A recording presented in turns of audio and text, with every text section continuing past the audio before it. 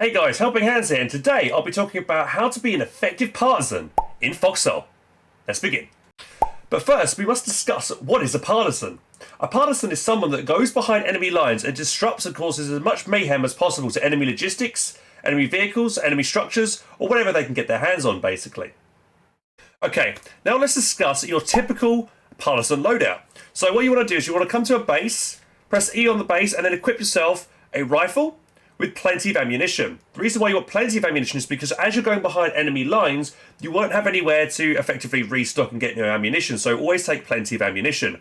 I wouldn't ever recommend taking on this much ammunition if you're just on a standard front line, because you can scavenge off plenty of bodies that will inevitably have fallen during the fighting. I'd also recommend making sure to take a hammer, so that if you want to build some towers, you can do. If you steal enemy supplies, you can build towers, foxholes potentially, to strengthen that maybe roadblock that you put on a road, for instance. Or if you take, later on, you'll maybe have access to a Jeep like this, an Argonaut, the LUV, the light utility vehicle. You'll need a hammer to help repair this if it gets under fire.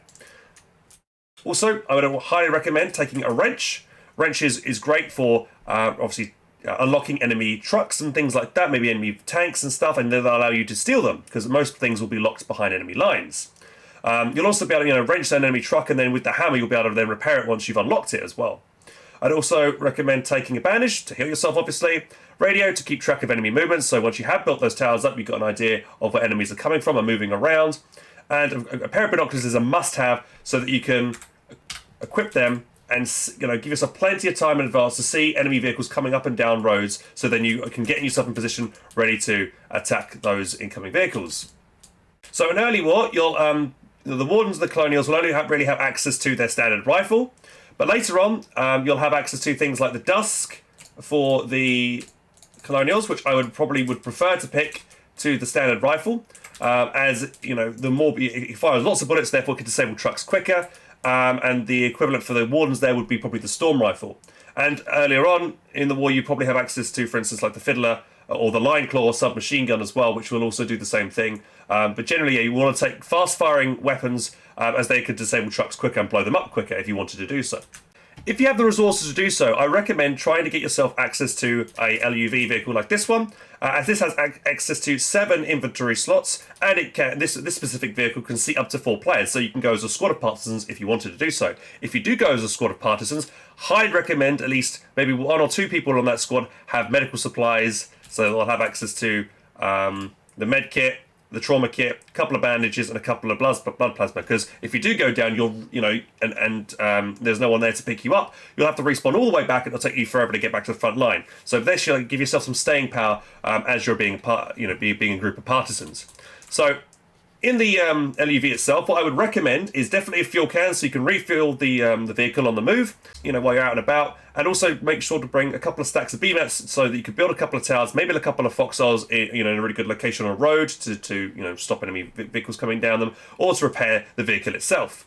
Also, you can maybe store yourself other equipment here. For instance, you can store some AT weaponry if you want to take down like a heavily armored vehicle with like sticky bombs, or you want to maybe put in a machine gun like this one, so that you could potentially take out enemy foxholes and enemy towers, which we'll go on to in a bit later. I'll explain that. But yeah, the heavy machine gun, and also I believe the Katara for the Colonials. So this weapon here, so the Katara, this heavy machine gun here for the Colonials, and the Warden machine gun here, the Malone, these all can actually destroy Tier 1 structures. So Tier 1 bunkers, Tier 1 towers, and Tier 1 just standard pillboxes. So having these is quite handy, because you can go around and kill a lot of these structures. Normally, you'd just be able to take Mammons with you, which are quite heavy, and you can only carry a few of you at a time. But with taking a machine gun like this, you can do a lot more damage and kill a lot more towers, a lot more structures, if you later on in the war when you have access to these things here.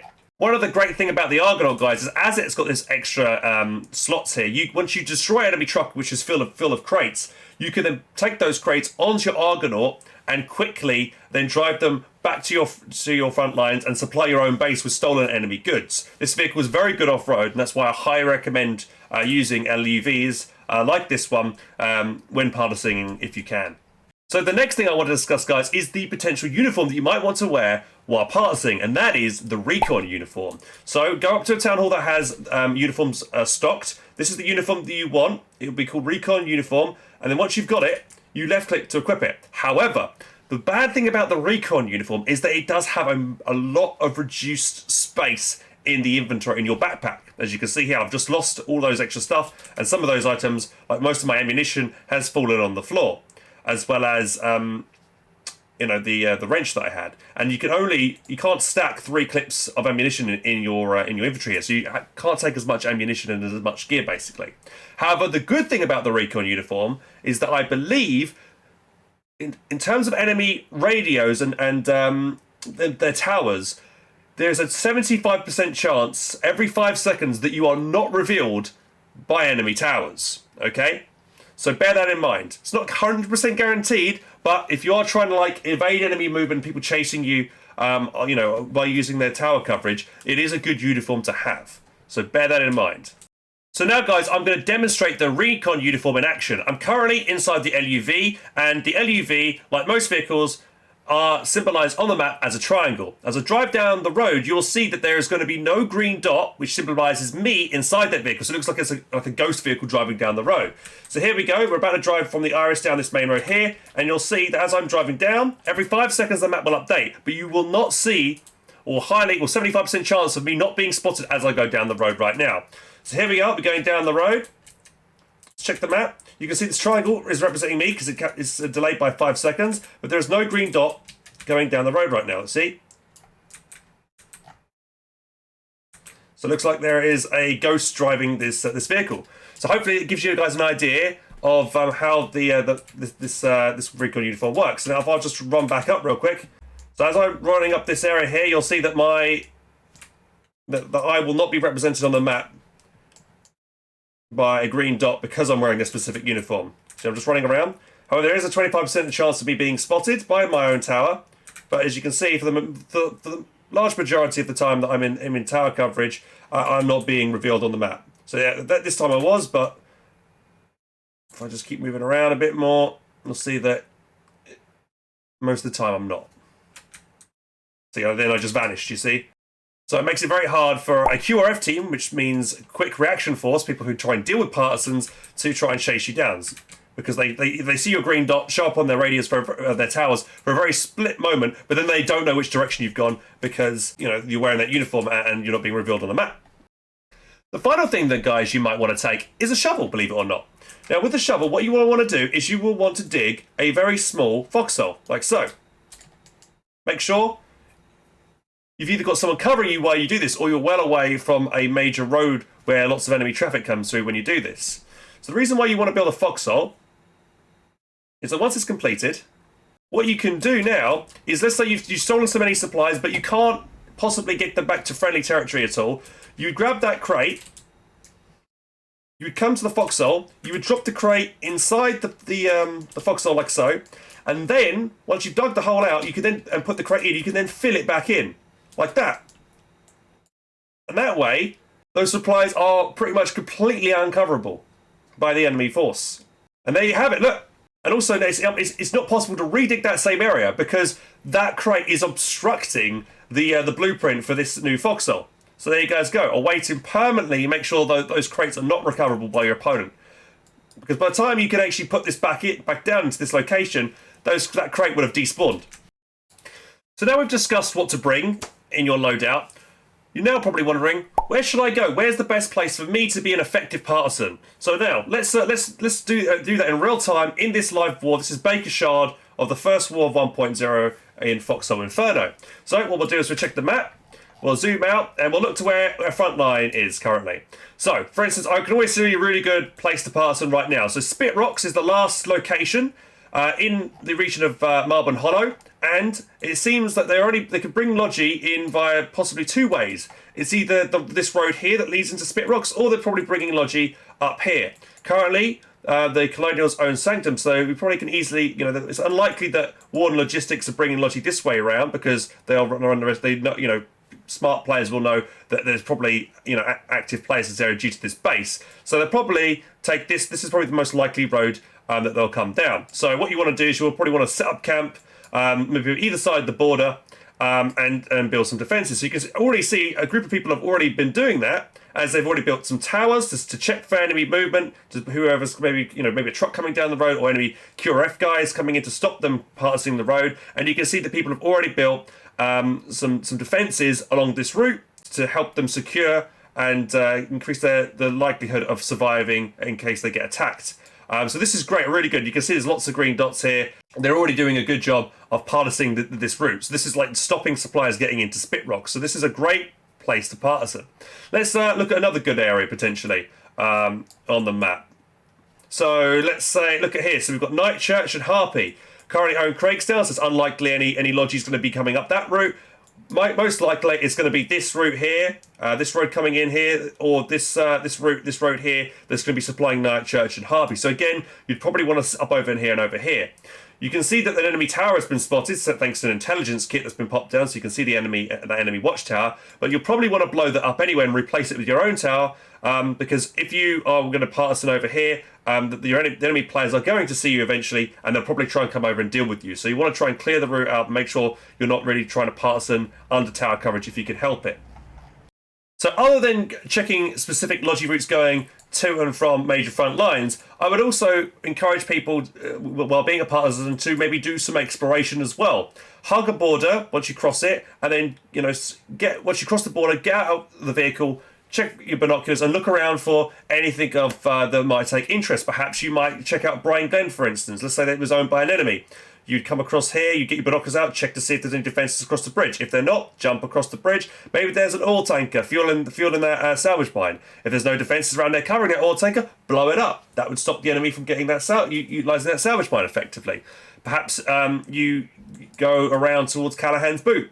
Maybe the AI is not activated at Callahan's boot, and they might have left a tank idle. You hug around here, come around the side here with your vehicle, you jump out, you scout it, you find that there is that vehicle there, you can come over and wrench it and steal it potentially.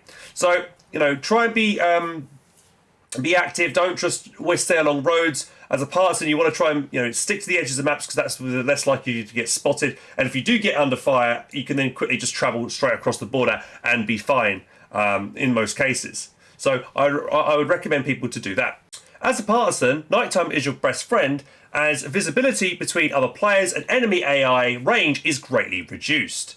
Also, you want to know the difference between offline and online defences. So over here we have two online defences. As you can see, the flags are full length, and over here we have a pillbox here. And some other pillboxes here with very tiny flags. So these four defences here are offline, whereas those two defences over there are online. Make sure to know the difference. It's also worth noting, guys, that due to nighttime AI range being reduced, you may be able to enter players' bases during nighttime that you wouldn't be able to during the daytime. So pay attention to that as well. All watchtowers have 80-metre range. I'm currently over 80 metres away from this friendly watchtower over here, and as a result, I'm not being revealed on the tower.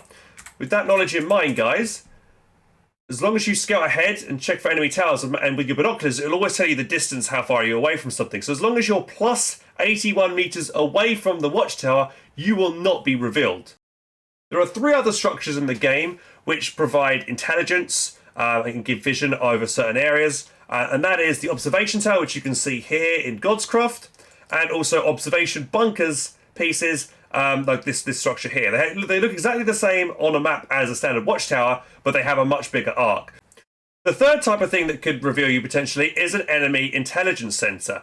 Those directed in the area that you're partisaning in will potentially reveal you if you have friendly towers in that area, because that structure steals enemy intelligence, so it will steal your tower coverage information, so you've got to bear that in mind as well. So now, guys, I've got some really good video clips here demonstrating great partisan work in action, and I'll be talking over them about, what's going on, and hopefully give you an idea of how to be a good partisan.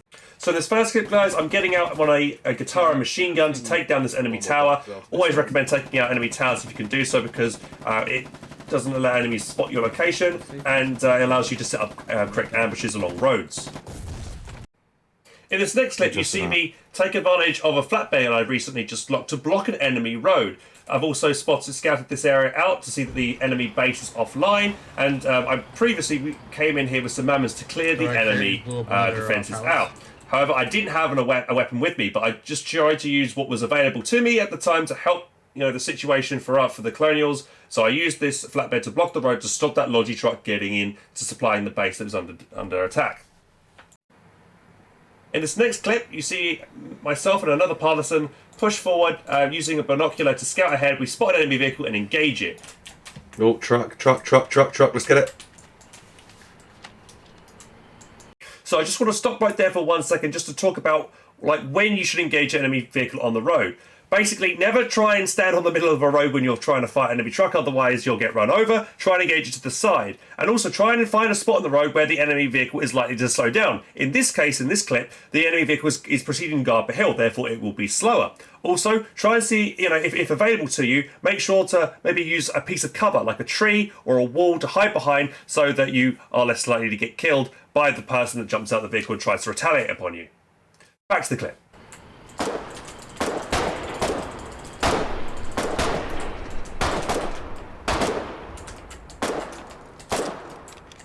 Notice how we push and make sure to kill off the guy first before we get back to the truck. I always would recommend, guys, making sure to have guns ready and point at the driver's seat of the vehicle, because a lot of players will jump out and try and run away from their vehicle, and that's where you obviously want to take them out. Some better players will maybe switch seats before getting out, so make sure if you've got multiple players with you partisaning, make sure every person's got an exit of that vehicle covered.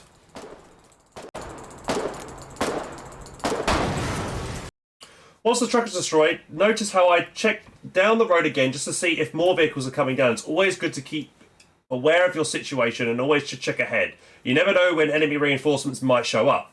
Once the truck has been destroyed, we check for supplies, and then we then grab those supplies and walk them off-road to somewhere we can dump them. A great place to dump supplies, if you haven't got a shovel like I previously showed you with the Foxhole example, is to throw supplies in bushes. This is because it's very hard to spot crates in bushes, as you'll now see. Though do remember to try and place those basic materials and crates in the centre of the bush and not the side, otherwise they still might get spotted. If there are no bushes nearby or you haven't got a shovel, you can also hide their supplies right underneath their nose, maybe in a structure or something like this. Here we have an enemy bunker base that is not really being used, but I'm popping the supplies right inside there.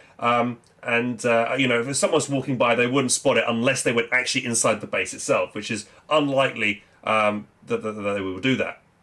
In this next clip, we have set up a big roadblock as a big group of partisans, and it's very effective. Truck incoming! Truck! Blow it up! 2 trucks! Second truck. Woo! Yeah!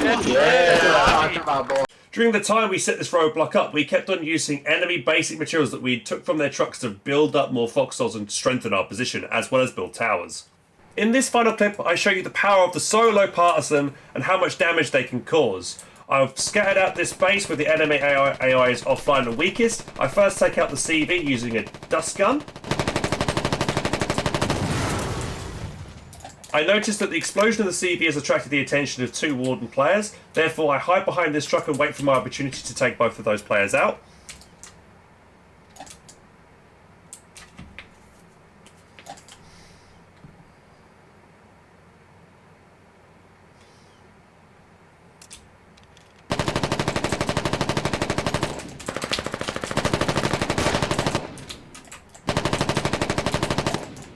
I quickly checked that MG pillbox to see if it's a friendly structure. It is, therefore I know it's safe to proceed in my general direction.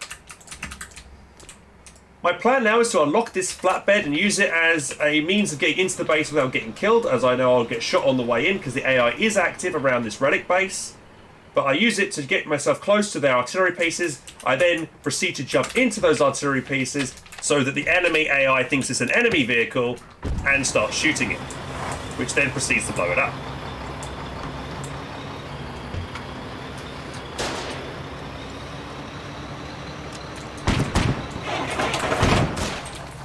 They are settling the east side of town.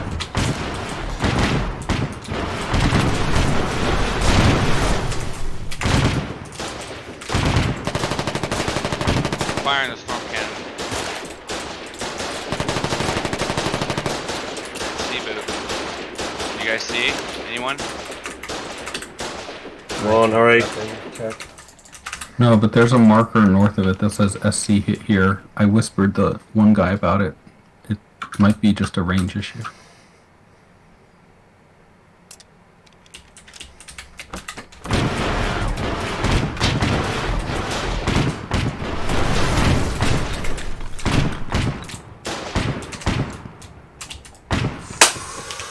Oh, that was easy, wasn't it?